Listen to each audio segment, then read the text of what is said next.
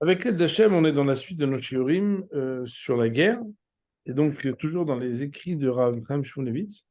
Nous allons étudier aujourd'hui le fait que la guerre, il y a un moment où elle commence, mais il y a un moment où, chas de shalom, on pourrait se dire qu'on est habitué. Comment ça va? Tu vas bien? Comment va la guerre? Ça va. Alors qu'en réalité, la guerre, c'est terrible. Et c'est pas terrible que le premier jour. Et on va essayer de comprendre ce que ça veut dire. Le Rav nous dit, donc on est dans le Ma'amar Gimel. Le Rav nous dit, Beshabbat Naflamed Aleph, Amar HaKadosh Baruch Hu. HaKadosh Baruch Hu a dit, Lo dayan lavoshem shenam chavadim batsevim miyom hamita. Non seulement les Réchaïm n'ont pas peur de leur mortalité quand on parle de la mort, et là, chez Liban Barila, Keoula. Mais en plus, ils en parlent détente. Cool. Ça veut dire, ouais. Mais c'est bien d'avoir pelé. En réalité, c'est un truc énormissime. C'est incroyable. Si quelqu'un est confronté la première fois de sa vie à voir la mort de quelqu'un. Parce que vous êtes déjà arrivé, la Yetziat Neshama, le fait de voir que quelqu'un perd sa Neshama qui quitte son corps, c'est assez impressionnant. C'est très impressionnant.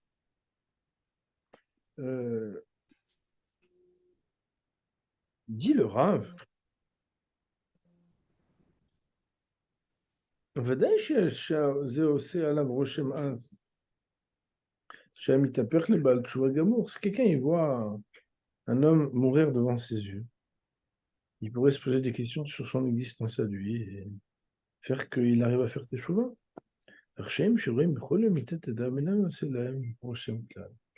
Mais lorsque Béhémet, les Réchaïm, ils voient des morts tous les jours, ça ne leur fait pas faire teshuva.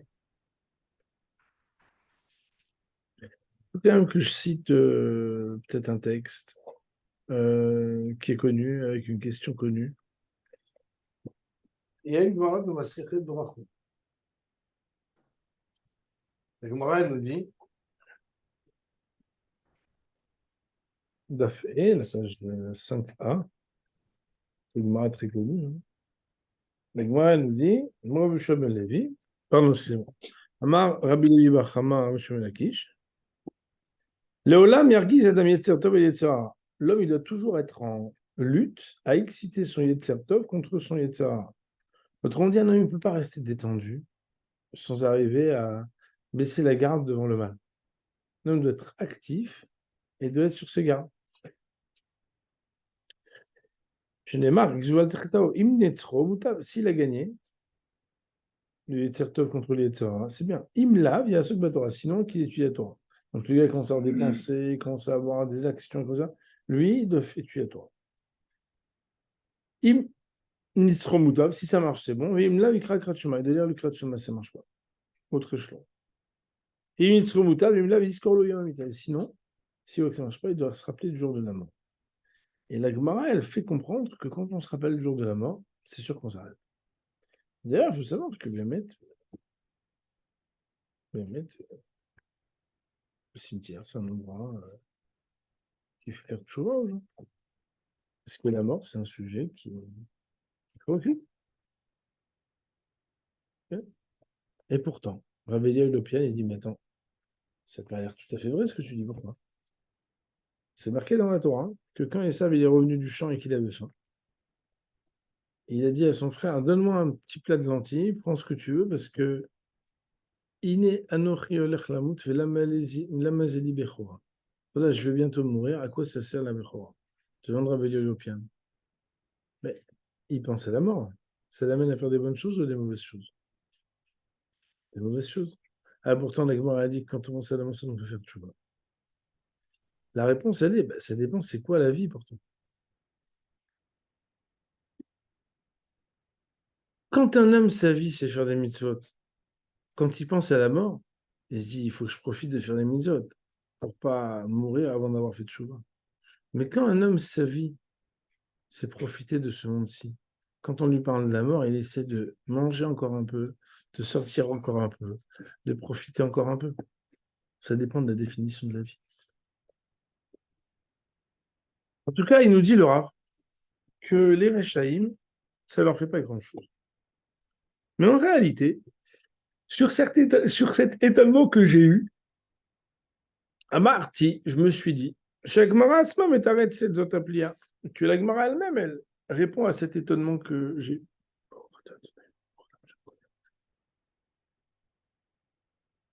Pourquoi? Deit Hacham, parce que dans la même page de Gemara, d'un Flamed Aleph, Hamoud Aleph, le Gemara a dit Vaïnou Dama Rabba Maïdirtib Zedarkam Keselamo Yodi Marshem Shedarkam Lamitar. C'est quoi le verset qui dit Zedarkam Keselamo? C'est ça le chemin des sceaux, Kesel Ksidim. Yodi Marshem Shedarkam Lamitar. C'est qu'en fait, ils savent qu'ils vont vers la mort. Yesh Lahem Chelem Al Kislam. Mais en fait, ils ont de la graisse dans leur ventre. Ça veut dire quoi? Le gars, il se dit, Baruch Hashem, on va kiffer. Mais je veux dire, Shema Tomar, Shechoucha Imen. Peut-être tu veux dire, mais en fait, les gars, c'est parce qu'ils ne sont pas conscients. Ils ont pas, voilà, ils ont oublié, quoi. Et à ce moment-là, c'est la raison pour laquelle, nous dit la parenthèse, il faudrait juste leur rappeler. Alors on dit Talmud Lomar, non, parce que la fin du verset nous dit Acharem befiem irtsusela. Leur fin, ils ne font que la raconter. C'est-à-dire qu'ils sont super conscients de ce qui va se passer, ils en parlent, et ils ne font que parler de ça, et pourtant ça leur fait rire. Et il dit le Rav, et c'est ça le début de notre explication aujourd'hui dans notre cours. Zéason Shebadama. C'est ça le drame de la chose, c'est quoi? Shetamid, Kevan Shetamid ou Befiem, parce que puisqu'ils font que en parler, la reine elle ils banalisent et ça leur fait pleurer. D'ailleurs, ceux qui s'occupent des morts, les gens qui sont dans la Khebra Kadisha, les gens qui sont dans les services de la fin de la vie. Et ce qui m'avait dit, que ceux qui voient tout le temps des morts, ils parlent de la mort détendu. Pourquoi? Il y en a 22 par jour, 54. Voilà. On est dans un service où on en voit tout le temps. Arbe, Pachot, Mistam, Benadam. Et ils sont beaucoup moins choqués que le commun des mortels, Kayadoua, comme on le sait.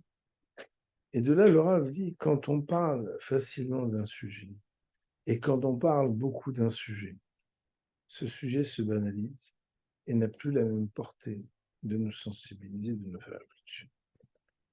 Au Mikvar, Amarnouch Tereot, et d'ailleurs, on a déjà amené une fois 2 preuves à cela. À Arishona, Mima Shikatav Arashbam be Parashat Beshalach. Le Rashbam, il a écrit dans Parashat Beshalach que vous savez que la manne du ciel, elle tombait 2 fois le vendredi, elle ne tombait pas Shabbat, comme tout le monde le sait. Falgav Shediber Hashem Shelo Yired Man Beshabbat. Biom Hashishi, Bechinu Asher Yaviu, etc. Vaya Mishneh. Qu'Akadosh Baruch Hu, il a annoncé à Moshe Rabbeinu, voilà, sache que Yom Shishi, il faudra cueillir 2 mannes, parce qu'il n'y en aura pas Shabbat. Neymar le Moshe Kvar Yom Harishon, on lui a dit le dimanche de la semaine. Afilo Achi, lo yigid le Israël ad, on passe à la page suivante.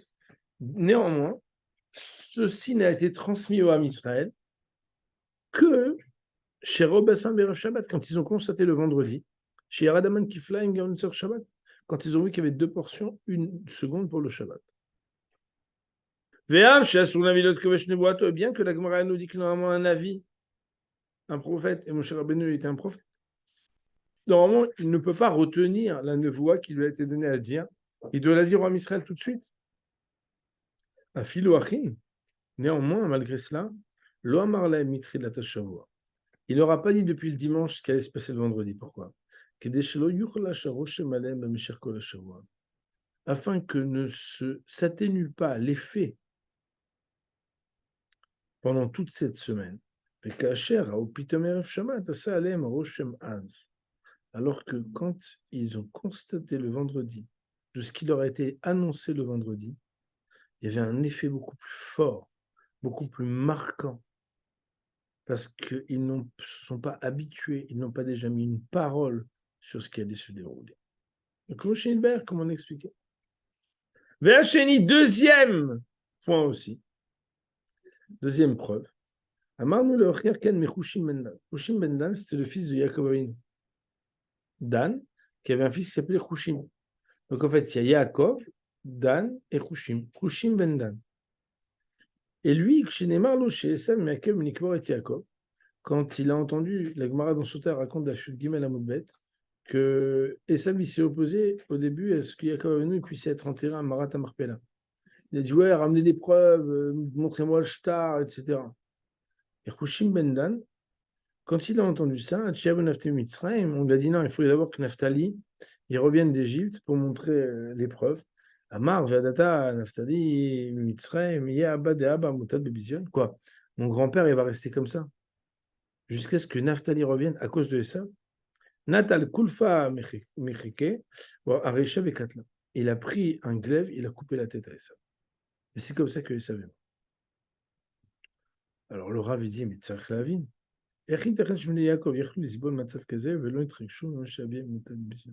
Comment les enfants de Yaakov, vous savez quoi, Reuven, Shimon, Lévi, Yehuda, etc., ils étaient présents, les gars. Tout le monde a supporté une chose pareille. Verak Rushim Bendan, Yaakov, et c'est Rushim Bendan qui était le petit-fils. C'est le seul Loyachol Hashlim Matzav Kazé. C'est quoi cette sensibilité? Alors c'est vrai qu'il s'appelle Rushim, mais pourquoi cette sensibilité? Amarti Lever Alderzé. Mais en fait, j'ai voulu expliquer de la manière suivante. Des Bnei Yaakov Nassou Benatnou et Messav. La Gemara raconte là-bas qu'ils ont eu des arguments. On a dit ouais, mais tu devrais. Non, mais tu peux pas. Non, mais prouve. Hein. Ils ont commencé à rentrer dans une négociation. En bataille, le mot négociation en ce moment, il a une résonance particulière. Ils ont commencé à rentrer dans une négociation du Savrou. Et de ce fait, parce qu'ils ont commencé à négocier, ils se sont dit ils vont se dire à un moment, on va réussir. On est presque, on y est presque. L'ikbor et Yaakov Avir. Mitorkan, Fragloméat, les Matzav. Et à cause de ça, ils se sont habitués peu à peu doucement au fait que voilà, ça traîne et ça traîne. Chez Charaya, l'Israël, Lisbonne, Matzav Kazé, parce que quand tu parles des choses, tu t'occupes des choses, et tu reparles des choses et tu t'occupes des choses, tu es capable de supporter beaucoup plus. Loken Chushim Bendan. Mais Chushim Bendan, ce n'était pas son cas. Pourquoi? Shayak Ved Shmia. Parce que lui, il n'entendait pas bien. C'est marqué dans la Gemara. Il était malentendant. Velo Ishtatef Itam Bechol Divrehem. Lui, il n'entendait pas tout ça. Là. Il n'était pas dans le truc, quoi. Lui, il vient, il est venu un peu comme ça en disant qu'est-ce qui se passe? Quoi? On va attendre là? Alors que en fait, c'est génial, c'est une question de temps. Et là, c'est bon, c'est juste enfin, voilà, une démarche administrative. Lui, et en réalité, le Rochem, la trace, l'interaction, la réaction que ça a eu chez lui, parce qu'il ne s'est pas habitué à en parler, a eu l'effet que ça a eu. Il dit le Rav, écoutez bien les mots, et je pense que quand on est en guerre depuis déjà plus d'un mois, ça nous parle énormément.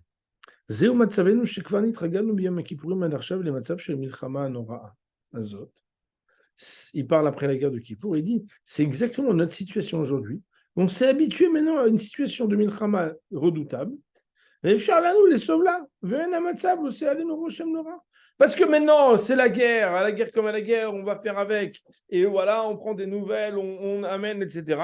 Finalement, en réalité, on est sujet à moins dramatiser et à banaliser, à moins être mitrachem et avoir une trace en nous, des réactions, parce que, ben voilà, on en parle, ouais, ça va, un truc, il est rentré, et comment ça se passe, et t'as eu, et vous avez envoyé, et t'as prié, mais en réalité, euh, il faut être averti de ce danger. Il me dit le Rav, oh, Damar nous baiser. De plus, on a aussi voulu prouver, chez Mordechai, l'autre va cacher Mester Klal. Comme Mordechai, il a dit à Esther, il faut que tu fasses quelque chose. Esther, quand elle a dit, ouais, mais je ne sais pas si je pourrais, il n'a pas commencé à vouloir lui démontrer. Il lui a juste dit, il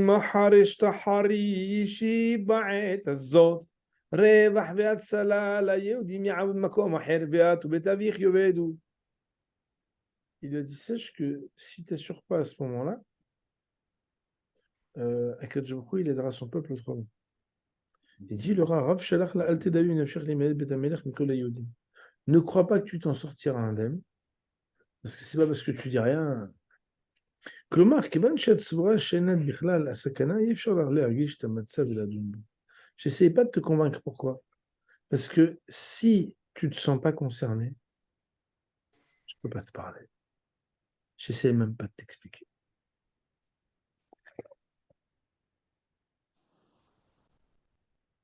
Il dit le Rav, comment chez voir la lane, et comme on va l'expliquer dans le chapitre suivant, des Moshe Rabbeinu Yatzir Lalechet El Hayudim Shte Matzevam Rekaz Yefshar la tête et Nav et Libo et Mitzer Alem.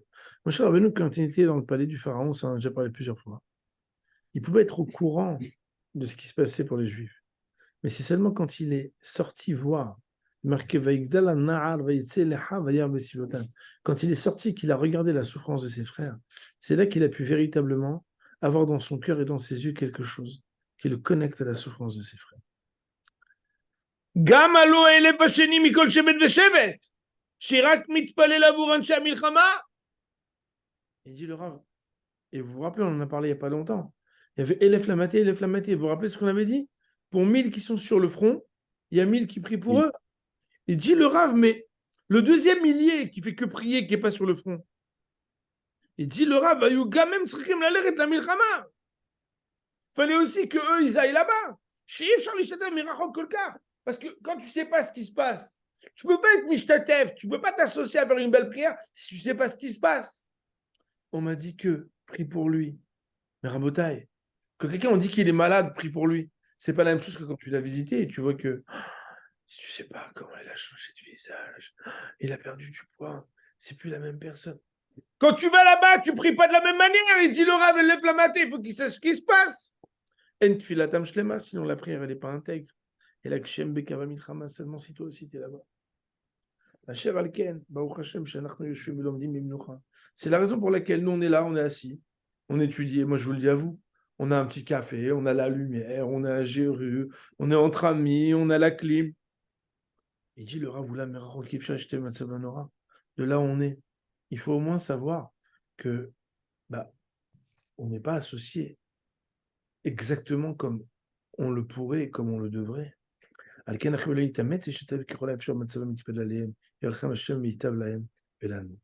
la raison pour laquelle, parce qu'on sait qu'on ne peut pas, là où on est, être associé à la mesure de ce qu'on devrait, on doit au moins faire l'effort de s'associer dans nos cœurs, de réfléchir et de se mettre dans les conditions pour pouvoir prier le mieux possible pour eux et pour nous.